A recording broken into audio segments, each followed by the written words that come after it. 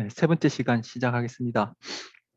여기 측정 가능성이란 것은 교재에 따로 그렇게 하위 제목으로 표시되어 있지 않아요. 그런데 이것이 54쪽 그리고 53쪽 그 내용 안에 지금 조작적 정의라는 얘기가 나와서 바로 조작적 정의라는 것은 측정 가능성과 관련된 얘기이기 때문에 제가 제목을 여기 붙여봤고, 반전 가능성, 반복 가능성은 우리 지난주 1장 할 때도 얘기를 했지만 오늘 거듭 얘기했고, 예를 들어서 얘기했고, 교재 그 부분 읽어보셔도 되고, 제가 오늘 말씀드린 것만 하더라도 충분하니까 교재 내용 안 읽어보셔도 될 정도라고 생각해서 제가 타이틀만 딱딱 간단하게 올렸습니다. 자, 그 다음 아까 두 번째 주제 연구 방법입니다. 연구 방법 페이지 55쪽의 첫 번째 관찰 연구입니다.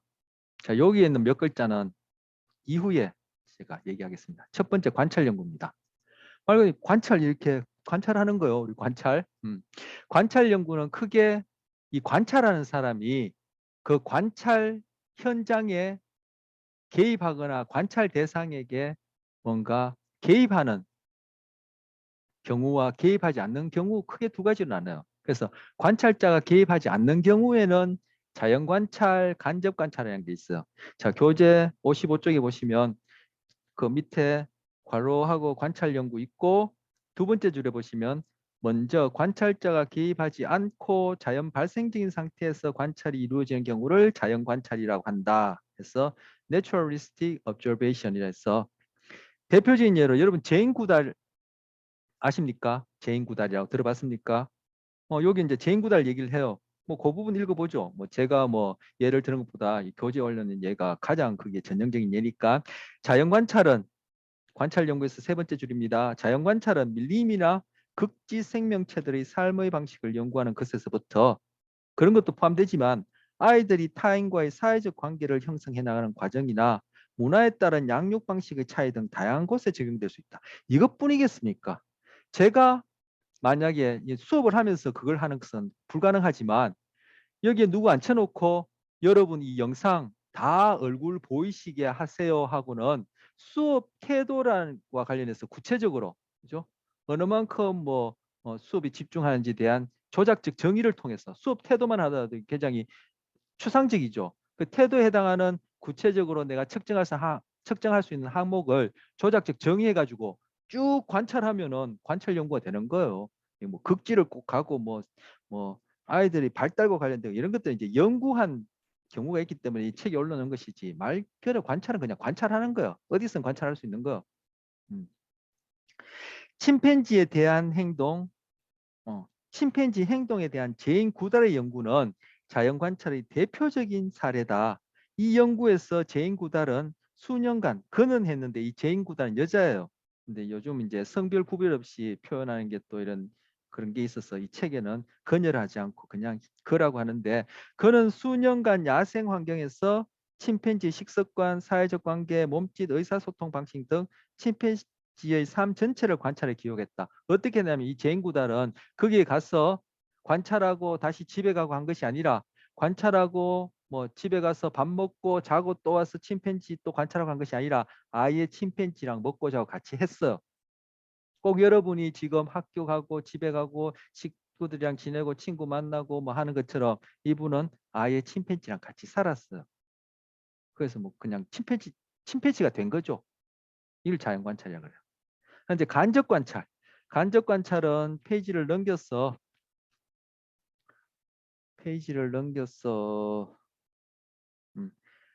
56쪽에 새로 시작하는 단락 하나, 둘, 세 번째 단락입니다. 바로 사례 연구 바로 위에 있는 단락이 되겠어요. 행동에 대한 기록이나 다른 증거들을 통한 간접 관찰법도 있다. 간접 관찰은 관찰자가 개입하지 않은 상태로, 지금 관찰 중에 크게 개입하지 않은 상태부터 보는데, 두 번째 개입하지 않은 상태 중에 간접 관찰이에요. 관찰자가 개입하지 않은 상태로 이루어지는 관찰을 얘기한다. 대부분의 경우에 관찰 대상이 그 상황에 더 이상 존재하지 않기 때문에 물리적 흔적을 관찰하거나 기록을 연구하는 방법 등이다. 여러분 어떤 생각나는 게 있나요? 프로파일러라는 거 있죠. 그 요즘 사람들 그 관심 있어 하는데, 프로파일러가 됐든 뭐가 됐든 간에 결국은 뭐예요? 그것이 범죄라는 것과 관련돼 있기 때문에 그렇지. 결국은 내가 해를 관찰하나 달을 관찰하나 여러분이 행동을 관찰하나 수업 태도를 관찰하나 결국은 인간의 보편적인 행동, 특히 지금 프로파일러 같은 경우는 특정인 그리고 특정한 범죄를 저지르는 사람들이 보편적으로 보여주는 행동 방식에 있어서 인과관계를 관찰하는 거예요. 그게 범죄에 적용되니까 그걸 프로파일러라고 따로 부르지, 프로파일러를 부르든 애프터 파일러를 부르든 뭐라고 부르든 간에 결국은 그건 뭐예요?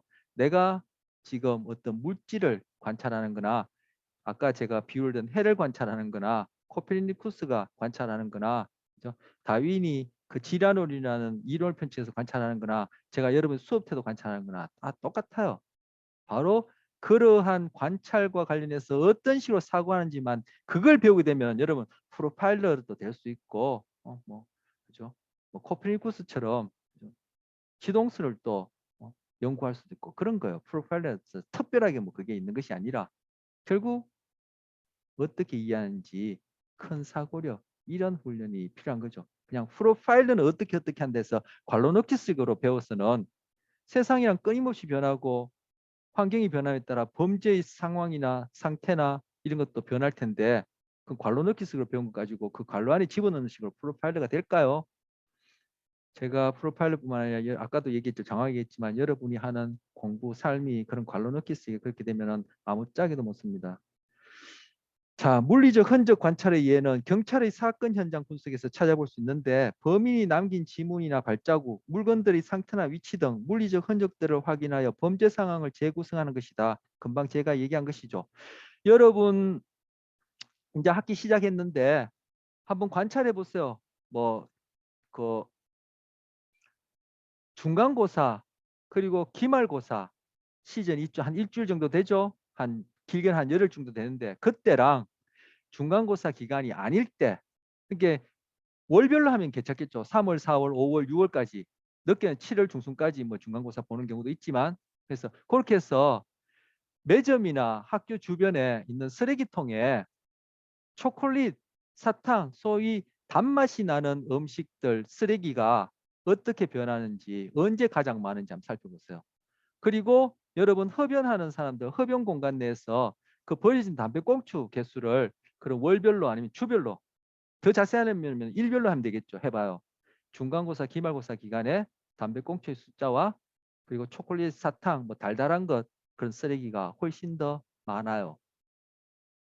살인 현장에 사건 현장에 바로 그 사건을 범죄를 저지른 사람이 없고 떠나버리고 없는데 그 사람이 남겨놓은 어떤 흔적, 행동 패턴을 볼 수 있는 흔적을 가지고 그 사람의 어떤 행동 패턴을 가지고 어떤 사람일 수 있는지 범위를 좁혀 나갈 수 있는 것처럼 여러분이 그 쓰레기통 또는 담배꽁초를 카운트함으로써 바로 여러분 주위에 있는 학생들 나를 포함해서 지금 월별로 즉 시험 기간과 그렇지 않은 기간 사이에 어떠한 행동 패턴을 갖고 소위 어떤 경험을 하는지를 간접적으로 관찰할 수 있어요.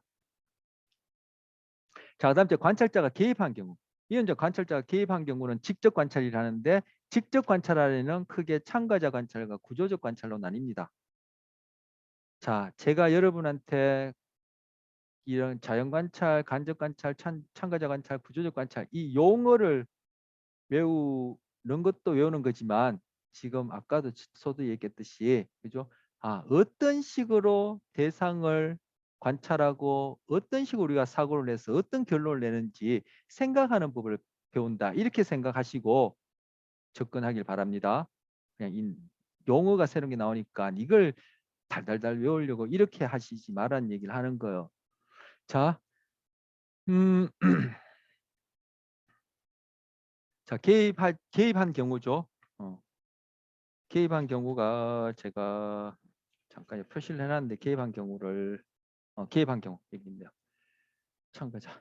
자, 페이지 56쪽에 두 번째 단락 되겠습니다. 페이지 56쪽 처음 시작하는 것은 단락이 잘렸으니까 그건 빼고 그다음 두 번째 단락.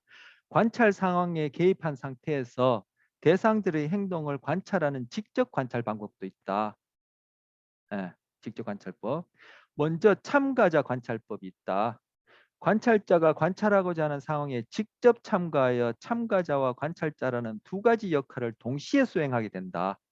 예컨대 선생님이 교실에서 수업을 하며 학생들의 반응을 관찰하는 경우가 그렇다. 제가 아까 여러분의 뭐 수업 상황을 제가 관찰한다 하면은 제가 직접 관찰법 중에 참가자 관찰법이 되겠죠. 아니면 저는 수업하랴 관찰하랴 정신이 없으니까 저는 그냥 수업만 하고 모니터상으로 교실 내에다가 CCTV를 설치하든지 아니면 지금 여러분 하고 있는 것을 그죠? 다 여러분의 그런 현장을 볼 수 있도록 어떤 그런 장치를 해가지고 제3자가 누군가가 그죠? 그걸 자료를 보면서 제가 조작적 정의를 통해서 측정하고자 했던 것을 계속 그것을 카운터 측정 기록하고 있다면은 이거는 참가자 관찰법이 아니라 좀 그러니까 개입하지 않고 하는 관찰이 되겠죠. 그땐 뭐 뭐라고 어쨌든 자연 관찰이라 얘기해야 될지 간접 관찰이라 얘기해야 될지 모르겠지만 개입하지 않는 경우에 관찰에 해당하는 겁니다. 교재에는 개입하지 않는 관찰의 경우로 두 가지를 얘기했지 이것밖에 없다는 뜻은 아니에요. 좀 전에 제가 예를 든 것은 제인구달 같은 자연 관찰도 아니고 그죠? 여러분이 떠나고 난 자리를 살펴보는 것도 아니니까 뭐 자연 관찰이나 간접 관찰에는 해당하지 않지만 그죠? 개입하지 않고 하는 관찰이 되겠죠. 근데 직접 관찰은 어때요? 그 중에 참가자 관찰은 어때요? 제가 수업을 하면서 제가 학생들한테 어떠한 자극을 주고 뭐 질문을 하고 하면서 학생들이 거기에 대해서 어떻게 반응하는지를 관찰하게 되면은 이제 개입한 관찰 상태가 된다. 그래서 참가자 관찰법이다 한다는 거예요. 자, 거기 예컨대 선생님이 교실에서 수업을 하며 학생들의 반응을 관찰하는 경우가 그렇다. 관찰 상황에 개입하는 또 다른 경우는 자, 두 번째 개입하는 또 다른 거는 구조적 관찰을 들 수 있는데 관찰자가 특정 상황이나 사건을 발생시킨 후 참가자들의 반응을 관찰하는 것이다. 우리에게 잘 알려진 삐아제 들어보셨습니까? 우리 이제 교재하면 삐아제의 인지발달 내용이 나올 텐데 이제 이 삐아제라는 사람이 어린 아동들을 대상으로 여러 가지 어떤 그런 그 문제라는 것이 뭐 여러분이 그 시험 치듯이 이런 문제가 아니라 뭐 도형을 맞춘다든지 그죠 뭐 감춰진 물건을 찾는다든지 뭐 크기를 비교한다든지 이런 식의 여러 가지 그런 문제를 내주고 나이에 따라 그런 문제 해결 능력이 어떻게 달라지는지 그렇게 발달 과정상에서 그러한 행동상의 차이를 본 게 있어요. 이런 것들은 바로 이제 관찰자가 그런 문제를 내고 그죠 그 문제를 풀어가는 거니까 그 현장에 예, 그런 문제를 내고 하는 거니까 이것은 이제 구조적 관찰 이렇게 부릅니다.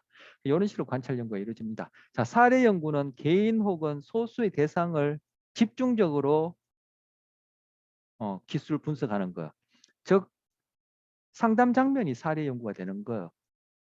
그리고 그때는 어떤 대상이 또는 그 대상이 갖고 있는 행동이나 어떤 문제가 아주 새롭게 여겨진다. 이제까지 보지 못한 현상이다. 아니면 굉장히 복잡다. 이런 경우에 이런 사례 연구가 씁니다. 그래서 사람의 경우에는 한 사람을 대상으로 1년씩 2년씩 매주 만나면서 그 사람의 어떤 뭐 예를 들어서 상담이라 하면은 갈등이나 해결하고 싶은 문제들을 계속 나누면서 거기에 대해서 내가 쭉 이해하고 이 기술할 때는 뭐 자동차를 모으는 기술 이런 뜻이 아니라 묘사란 뜻이에요. 묘사.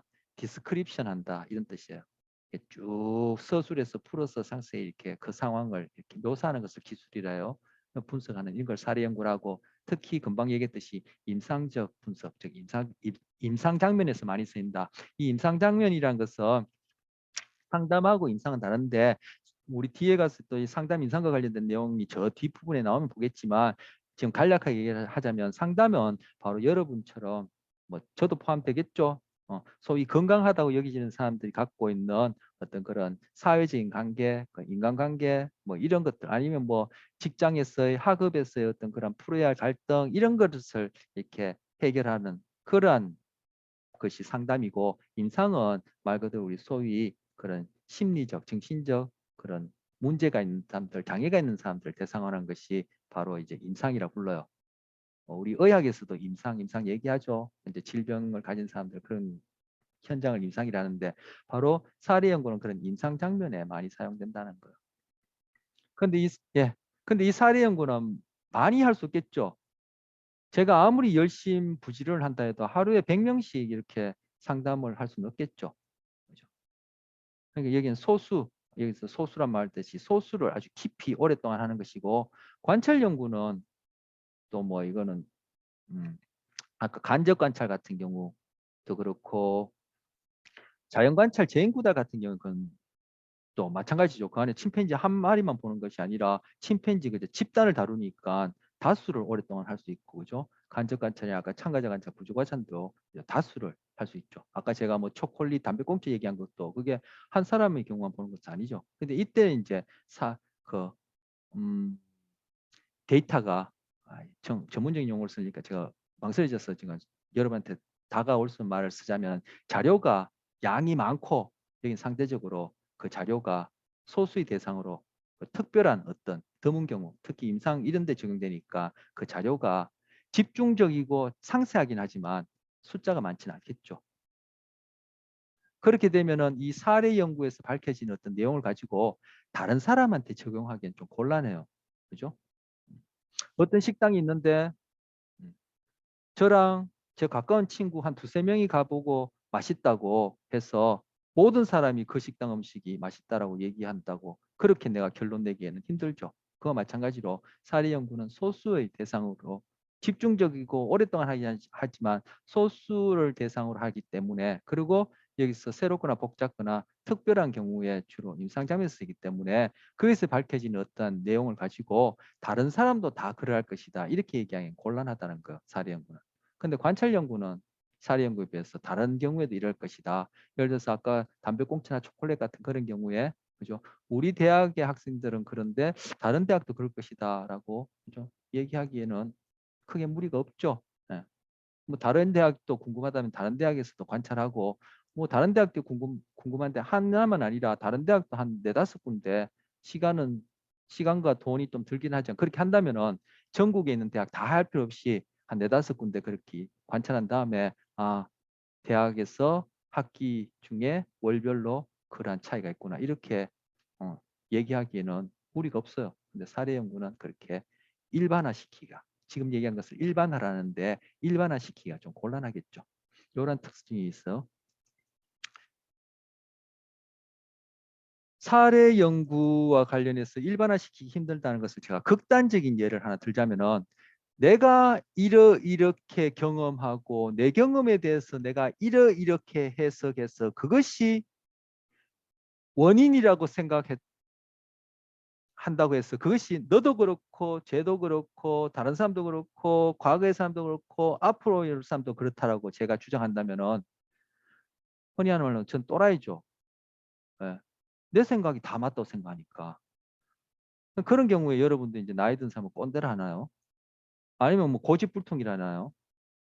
그게 만약 심해지면은 임상적으로 정말 정신질환 뭐 이렇게 얘기할 거야. 뭐 상소리로 하자면은 흔히 하듯이 미쳤다 얘기할 거야. 왜? 내가 주관적으로 경험한 것 가지고 그것을 그렇게 경험한 것은 원인이 이렇고 결과가 이렇다 이런 식으로 해서 그걸 너도 그렇고 다른 사람도 그렇고 이 세상 사람 모두 더라. 미국 사람, 일본 사람, 중국 사람 할 것도 없이 황인종, 백인종, 흑인종 할 것도 없이 조선 시대 사람이나 앞으로 뭐 100년에 살 것이 다 그렇다라고 제가 그 결론 내리면 그건 황당하죠. 그게 바로 주관적인 경험에 대한 주관적인 해석이에요. 아까 현상학적 접근이 어떻게 한다 했죠? 주관적인 경험에 대해서 주관적인 해석을 한다 했죠. 제가 어느 날 꿈을 꿨는데 태초에 천지가 창조되는 꿈을 꿨어요. 그래서 제가 이론을 세웠어요. 이 우주는 태초에 창조되었다. 그런데 그런 꿈을 두 번 다시 못 꿨어요. 반복이 가능하지 않아요. 반복 측정하지 못했어요.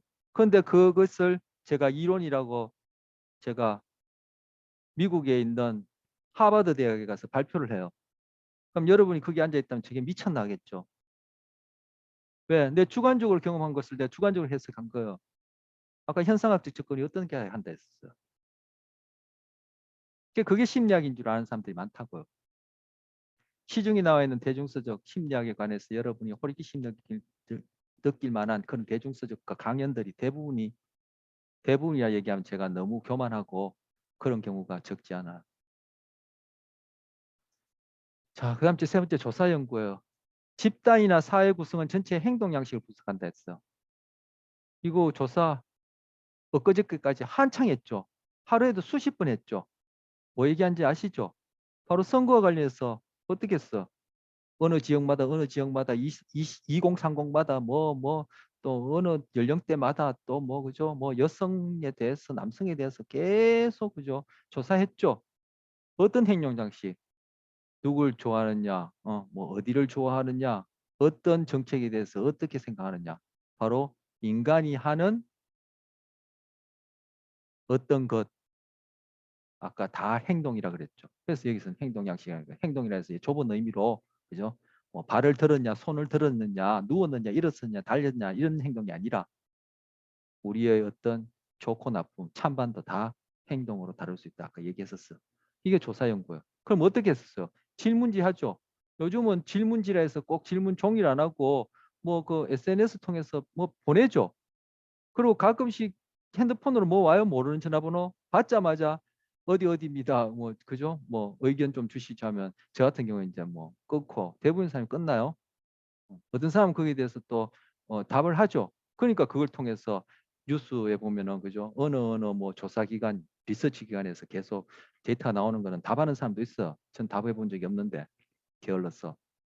어쨌든 아니 면접할 수도 있죠. 만나서 요즘은 이거 우리가 말 그대로 이게 사회 소통망입니까? SNS가 지금 있었어. 하지만 예전에는 만나죠. 만나서 물어봐요. 그죠? 여기에 대해서는 어떻게 생각하십니까? 서울시 정책에 대해서는 어떻게 생각하십니까? 이번에 어떠한 사업을 하려는데 어떻게 생각하십니까? 이게 물어보면 면접법 조사가 되겠죠. 어. 아니면 지나가서 도를 믿으십니까? 도를 아십니까? 그런 것도 면접법인가? 어쨌든 우스갯소리입니다. 그거는 어쨌든 그렇게 하는 것이 조사예요. 그러면 제가 거기에서 질문지를 통하든 면접을 통해서 갖고 있는 그 자료를 그 조사한 그 사람 100명이든 1000명이든 그 사람에 대해서만 얘기하고 싶은 경우도 있지만 사실 나가 그런 조사를 할 때 어떤 연구기관 조사를 할 때 이번에 그런 많은 조사가 있었을 때 그것이 10만 명이든 그죠? 10명이든 간에 그러한 조사를 통해서 뭘 얘기하고 싶은 거예요. 우리나라 전 국민이 결국은 어떤 쪽에 더 많이 찬반을 하는지 그걸 하고 싶은 거죠. 그죠? 제가 알고 싶은 거죠. 그러면 그때 내가 결국은 얘기하고 싶어 하는 최종적인 그런 집단, 즉 내가 조사한 그 자료를 가지고 일반화시켜서 적용하고 싶은 집단을 모집단이라 그래요. 또는 책에 보면 전집이라 그래요. 영어로 population이라 그래요. 여러분 이번 조사 많이 할 때 TV 보면은 그 아나운서 앵커가 그렇게 말하는 경우도 있고 그 밑에 자막 보면은 population 이런 단어가 많이 보여요. 그리고 전집 또는 모집단이라 얘기하는 경우가 있어요. 그래서 제가 표본을 통해서 질문지를 쓰든 면접지를 쓰든 그죠? 질문 형태는 그죠? SNS를 통하든 어떤 식으로든 요즘 이제 이거 종이나 직접 얼굴 맞대지 않고 비대면을 하는 방법이 있겠죠. 그런 것들 다 포함해서 하는 얘기인 거예요. 꼭 종이를 쓴다든지 얼굴을 맞댄다는 그런 의미를 그런 좁은 의미로 지금 얘기하는 게 아니에요. 그걸 통해서 제가 한 1000명 정도 표본을 구했어요. 그래서 나오는 자료를 보니까 어떠하다라는 그러한 수치가 나왔어요. 그럼 저는 1000명에 대해서만 알려고 하는 게 아니에요. 제가 지금 새로운 디자인을 해서 지금 봄을 맞이해서 새로운 그 봄 신상품을 내려고 해요. 그래서 제가 그걸 봄 신상품을 대상으로 하는 것은 여성이에요. 여러분처럼 20대 여성이에요. 그러니까 우리나라 20대 여성이 몇 명이에요? 1000명? 10,000명? 10만 명? 제가 그걸 다 알아봅니까? 그거 다 알아보다가 저는 봄 신상품이 아니라 겨울 지나고 저는 꼬부랑 할아버지 돼서 상품을 만들겠거녕 조사도 못하고 돌아가실 거예요. 그럼 어떻게 해요? 20대 여성 표본 한 10,000명 정도한테만 제가 봄 신상품과 관련된 의유에 대해서 제가 관심 있어 하는 부분을 질문해서 이런 식으로 조사한 다음에 결국 그걸 바탕으로 제가 신상품을 만들어서 전국적으로 뿌려요. 그래 되면 그때 제 거의 모집단 내가 일반화하고 싶은 그 자료로부터 일반화하고 싶은 모집단 타겟은 뭐예요? 바로 우리나라 북한에는 제가 추수를 못 하니까 북한은 제외하고 이 남한에 있는 20대 여성 50대도 아니고 70대도 아니고 10대도 아니에요. 20대 여성이 저희 모집단이 되는 거예요. 그런데 그때 제가 표본을 구할 때 어디 서울에 사는 20대 여성만 조사해서 그 결과를 가지고 제품을 만들어서 경상북도, 경상남도, 전라도, 제주도, 강릉도 할 것이 다 그 의견을 바탕으로 해서 만든 제품을 뿌린다 하면은 그 표본이 모집단을 대표하기에는 대표성이 좀 부족하죠. 그래 되면 제가 각 지역별로 하든가 아니면 서울에 사는 20대 여성에게만 했다면은 그 신상품을 만들어서 서울에서만 제가 팔아는 게 맞겠죠. 왜? 표본이 뭘 타겟을 해서 모집단이 어떠냐에 따라 그죠? 그 대표성이 달라지는 거죠. 저는 모집단을 전국 20대 여성이라고 염두에 두고는 표본은 서울에 사는 그것도 어디 할까요? 저 가로수길 저 강남 가로수길에서 살거나 거기 늘 주로 찾는 20대 여성한테 물어서 그 자료를 가지고 만든 봄신 상품을 전국 저 제주도부터 강원도 저 휴전선 부근까지 거기에 해당하는 20대 여성한테 다 적용한다. 대표성이 없겠죠. 그럴 경우에 저는 뭐요? 바로 그 가로수길 거기서만 그 의류를 파는 식으로 이렇게 해야 되겠죠. 아니면 제가 20대 여성의 그런 취향을 조사한 다음에는 80대부터 10대까지 해당하는 의류의 그 취향에 관련된 그 자료 조사된 것을 다 적용해서 옷을 만든다면은 70대, 80대, 50대, 30대, 10대 여성들한테는 그러한 자료를 바탕으로 만든 옷이 별로 안 팔리겠죠. 그럼 그 뭐요? 표본이 대표성이 없는 거야. 그래서 표본을 고를 때는 내가 모집단을 무엇을 삼느냐에 따라 그게 맞게끔 표본을 대표성을 해야죠. 제가 아까도 얘기했지만 극단적인 얘기를 했습니다. 제가 꿈을 꾸었는데 천국에 갔다 왔단 말이에요. 근데 그걸 대표성이 있는 것처럼 그 꿈을 제가 1년에 한 번씩 꿔요. 그래서 반복적으로 많이 꿨어요. 반복적으로 경험했어요. 그런데 그걸 가지고 가설, 이론을 세운 다음에 그걸 뭐 모집단을 어디에 적용하냐면은 그죠? 인류 전체에다 적용한단 말이에요. 대표성이 있어요. 그렇게 대표성이 있으려면은 그죠? 각 지역마다, 각 국마다, 각 연령대마다 그리고 오고 가는 세대마다 그러한 케이스가 많다면은 그죠? 그걸 한번 적용해 볼 수는 있겠죠. 정말 그게 측정 가능한지 반복 가능한지 검증 가능한지는 두 번째 치더라도 제가 그 전에 얘기한 것은 극단적인 예를 가지고 표본 대표성 얘기하면서 모집단을 얘기해서 한 예입니다. 자, 표본의 대표성이 있으면 우선 표집을 해야 된다는 얘기가 있어. 자, 페이지 59쪽에 보시면 오늘 내용은 뭐 일장 내용에 비해서 뭐 일장 내용이 얼마만큼 흥미가 있었는지 모르겠지만 일장 내용에 비해서 가장 비해서 예, 더 그리고 심리학 분야 중에서 가장 좀 지리하고 심리학에서 뭐 이딴 걸 하나 싶은 그런 내용을 다루는 거예요. 그래서 여러분 개론인데 제가 가능한 한 모든 챕터를 다 다루려고 해서 빼지 않고 다루고 있는데 만약에 심리학 전공을 하게 되면은 이 부분과 관련된 그런 전공 과목들이 있어. 필수적으로 들어야 하는 과목. 통계란 게 있어.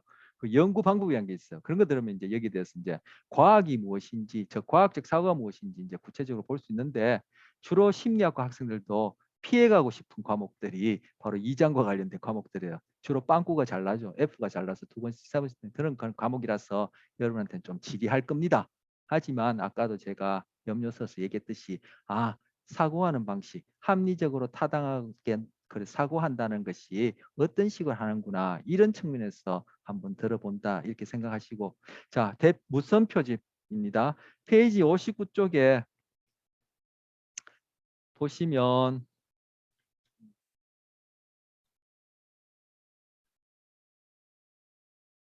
페이지 59쪽에 새로 시작한 첫 번째 단락 보시면 표집 과정에서 제가 표본을 모집단을 대표할 수 있게끔 그렇게 표집을 해요.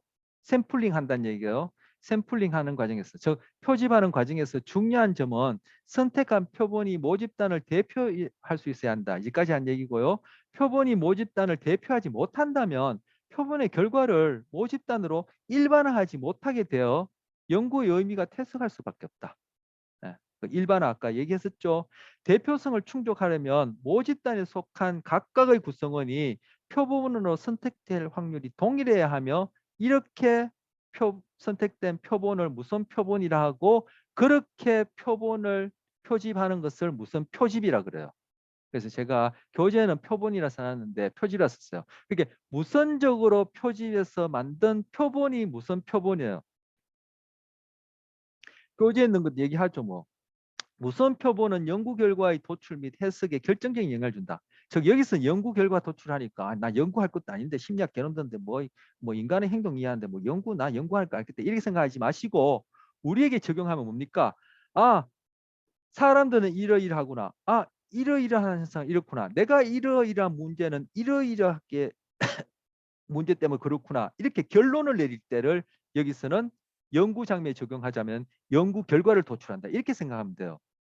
여기서 연구 결과를 도출하고 해석한다는 것을 나한테 적용하면은 나는 이러이러한 상황에 처해 있고 이러이러한 풀어야 할 문제가 있는데 이러한 문제는 이것 때문에 그렇구나라고 여러분이 인과관계를 딱 추론하는 것을 바로 여기서는 연구 결과를 도출하고 해석한다. 이렇게 빗대어서 생각하면 돼요.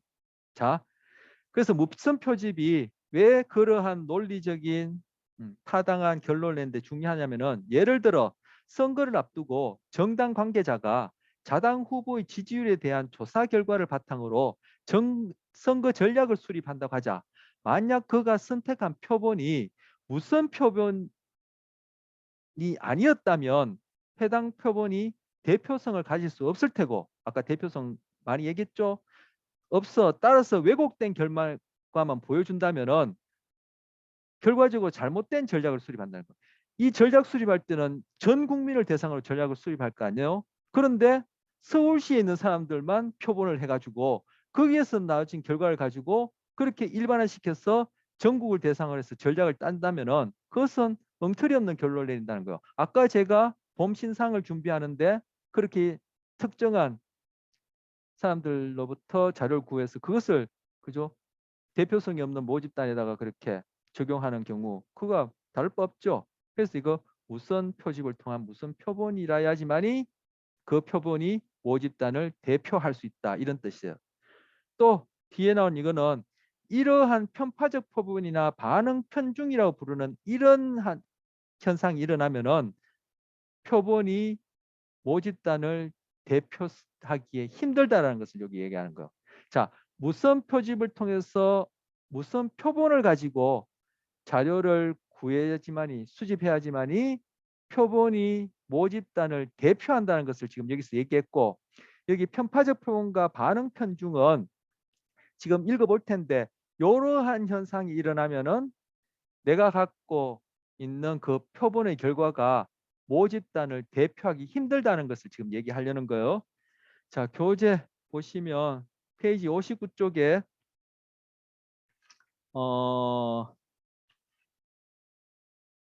59쪽에 마지막 단락 1987년 하는 그 내용입니다. 이 연구가 뭐냐면은 미국 여성들이 자기 남편에 대해서 갖고 있는 태도를 연구했어. 자, 다음 장 넘기세요.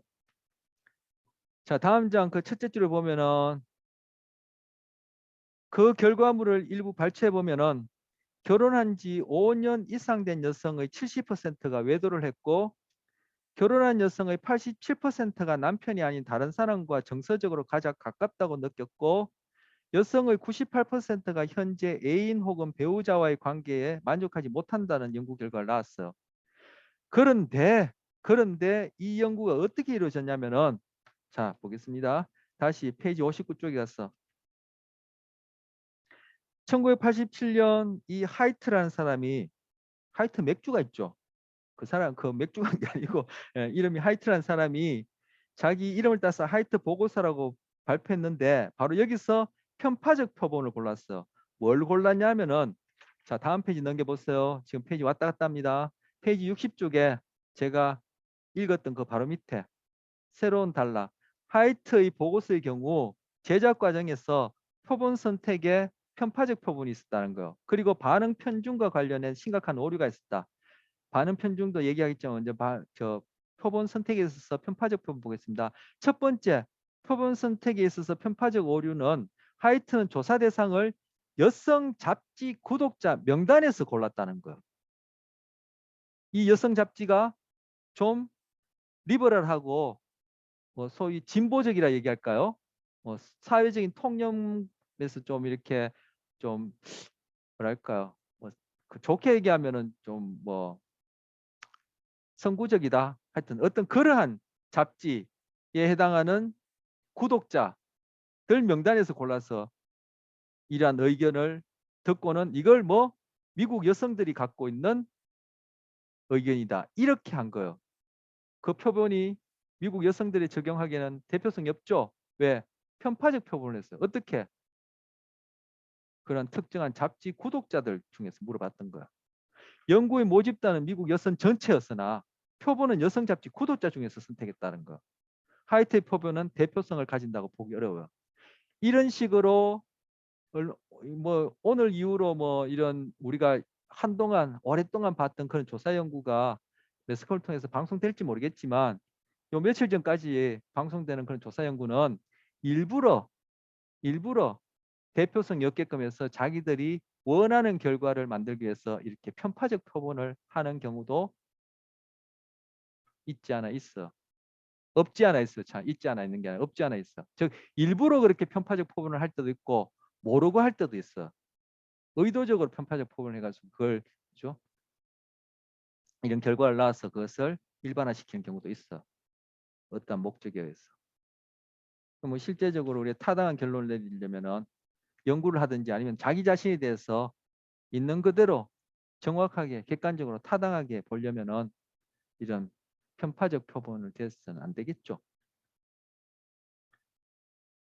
뭐 우리가 살고 있는 이 세상에서 이 편파적 표본을 부지불식간에 하든 의도적으로도 하든 그런 경우가 없어야 되는데 그런 것도 있는 것처럼 우리 개인에게 있어서도 우리는 다 아까 현상학적 접근에서처럼 주관적인 그러한 경험과 주관적인 해석에 있어서는 다 뭐예요? 자기가 유리한 쪽으로 해석하게 되어 있어. 저도 그렇고. 저도 지금 수업 시간에 여러분한테 얘기하는 부분 중에는 제가 모르는 무의식적으로 그렇게 저한테 유리하게끔 그렇게 해석하는 경우가 다 섞여 있어. 그거는 인간이라면 예외 없이 그래요. 그렇기 때문에 내가 내 자신을 안다는 것이 그만큼 힘들어요. 아전인수라는 말 들어봤죠? 나아자, 전, 받전자, 끌인자, 끌어내다, 끌어당기다, 물수자. 가뭄에 물이 부족한데, 그죠? 어떻게 물이 생기면 옆에 있는 논이나 밭에보다 내 밭이나 내 논에 먼저 물을 댄다. 즉, 결국은 우리는 인간은 다른 동물도 그렇고 누구나 할 것 같이 기본적으로 차이가 있을 수 있고 상황마다 다르지만 보편적으로 기본적으로 자기 먼저예요. 그거는 부모 자식 간에도 마찬가지예요. 물론 다른 변수, 그게 영향을 줄 수 있는 상황이나 조건에 따라 그 차이가 있지만 기본적으로는 인간을 포함한 모든 동물은 자기 먼저예요. 그런 측면에서 그죠? 제가 한 경험에 대해서 내가 내 스스로 해석해서 그걸 정말 타당한 결론을 내리고 내 자신을 있는 그대로 본다는 게 굉장히 힘들어요. 그래서 프로이드는 무의식을 보라고 얘기했고, 그죠? 행동주의 왓슨은 자연과학적으로 객관적으로 측정하라 이렇게 얘기를 하는 거예요. 그래서 너 자신을 알라 소크라테스 그런 얘기했는데 그게 참 힘들죠. 그래서 우리 여기서는 바로 과학적인 사고를 얘기를 하는 거예요. 그래서 여러분도 여러분 자신을 뭐 되돌아보고 어떤 상황에서 어떤 결론을 내릴 때 여러분 자신을 좀 더 객관적으로 합리적으로 타당해 보려면은 이러한 사고 방식이 중요하다. 그걸 적용해 볼 수 있다. 이 얘기하는 거. 자, 반응 편중은 자, 아까 읽었던 그 부분 다시 읽겠습니다. 페이지 60쪽에 그 읽다 보면 두 번째라는 게 나오죠. 두 번째는 반응 편중으로 조사에 대한 응답률이 단지 4.5%에 그쳤다는 점이다. 이게 이제 반응 편중인데 자, 반응 편중 안에서는 좀 더 얘기를 해야 되겠어요. 앞장 페이지 59쪽에 내려오면은 페이지 59쪽에 보면은 끝에서 두 번째 단락 아까 1987년 하이트라는 그 단락 바로 위에 단락 보시면 두 번째로 표본의 대표성에 위협이 되는 사항은 반응 편중이다. 이는 조사 설문에 대한 응답률이 낮을 때 발생하는데 반응 편중이 발생하는 이유는 여러 가지가 있다. 자, 이때 반응 편중이 응답률이 낮을 때 발생한다는 것인데 제가 시간이 다 돼서 그냥 혀가 꼬이는데 자, 요즘은 여러분 핸드폰 다 갖고 있죠. 뭐 없는 사람 없어요. 그런데 만약에 핸드폰이 초기에 막 보급되는 시기에 저만 하더라도 다른 사람보다는 좀 핸드폰을 늦게 제가 갖게 될 것 같아요. 제 생각에는. 어, 제가 이제 좀 구식이라서 그렇겠죠. 그런데 핸드폰이 막 보급되는 시기에 제가 여론조사를 하는데, 지금 조사를 하는데 핸드폰 있는 사람들한테 의견을 물어봤어요. 그럼 어떻게 돼요? 그땐 다 가정집에 뭐 사무실에 그리고 뭐 공중전화를 쓰던 그런 시기이기 때문에 핸드폰 보급을 율이나 핸드폰을 갖고 있는 사람은 소위 그 속된 말로 잘 나가는 사람들, 돈 많은 사람들, 핸드폰 그 비싼 핸드폰을 가질 수 있고 그 요금을 내놓을 수 있는 사람들, 그리고 핸드폰을 조작할 수 있는 사람들이지, 저처럼 촌놈이나 연세 드신 분들은 핸드폰이 뭔지도 모르고 그 조도 못 쓰는 이런 사람들이 많았던 그런 시기에 제가 어떤 여론조사를 하는데, 아까 뭐 의류에 관한 여론조사를 하든 지금 이런 선거와 관련해서 조사를 하든 핸드폰 있는 사람들한테 다 의견을 물어봤어요. 그렇다면 뭐요? 반응 편중이 일어나죠. 그 핸드폰 있는 사람한테 의견 물은 가지고 선거 전략을 짠다. 아니면 제가 봄 신상을품을 낸다 하면은 그거는 일반하기 힘들겠죠.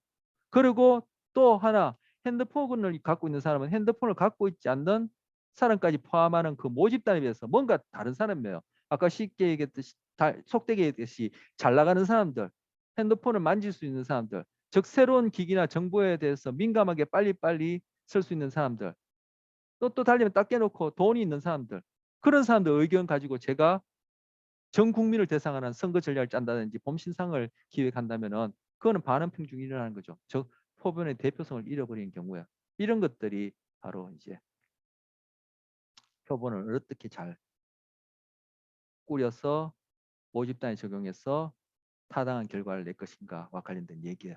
내용들이 많죠. 오늘은 여기까지 하도록 하죠.